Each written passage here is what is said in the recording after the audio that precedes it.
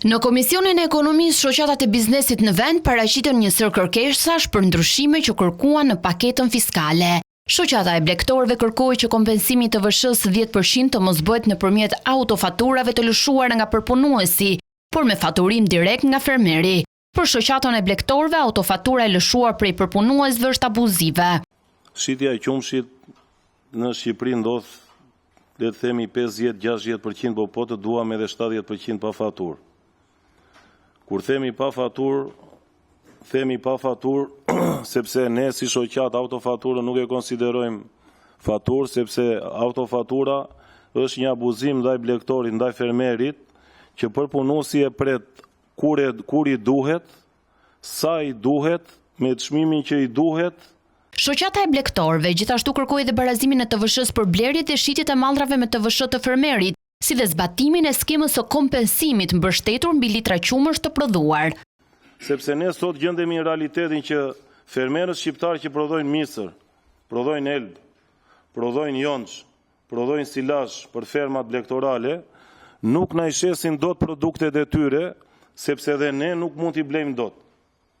Nuk i blejmë dot për arsye sepse ne nuk na njihet TVSH-ja në sistem. Këto kërkesa të shoqatës së blegtorëve u mbështeten nga deputeti socialist Erion Braçe.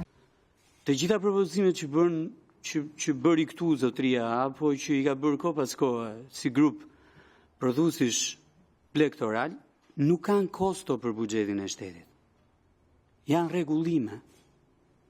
rregullime në atë që ne kemi sot pa shtuar asnjë lek kosto mbi buxhetin e shtetit.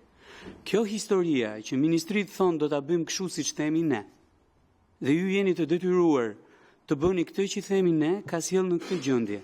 Pjesë e dëgjesës në komision ishte dhe shoqata shqiptare e bankave, e cila kundërshton propozimin e qeverisë për vendosjen një limiti prej 500.000 lekësh për pagesat kesh të individëve. Por vendosja për individët e një tavani 500.000 lekë është jashtë çdo analize, jashtë çdo eksperiencë, jashtë çdo përvoje. Unë 500.000 lekë nuk mund të jetë sepse asnjë nga eksperiencat e vendeve për qark, po dhe në botë nuk vërteton. Realisht propozimi ynë është diku te 50-60.000 lekë. Ndërsa shoqata kombëtare ndërmjetësuesve të pasurive të paluajtshme të Shqipërisë kërkoi që rivlerësimi i pasurisë të bëhet me një masë më të ulët dhe zgjatje të afatit. Propozimi i Ministrisë së Financave vetëm 12 muaj është shumë i shkurtër dhe nuk do të arrijë që të sjellë efektet e duhur. Ky 5% që sidomos për banesat do duhet të jetë 3% dhe më pas le të vazhdoj për entitetet komerciale siç ka qenë në fushatën e fundit në 2020-2022. Propozimet e shoqatave në Komisionin e Ekonomisë do t'i paraqiten edhe Ministrisë së Financave.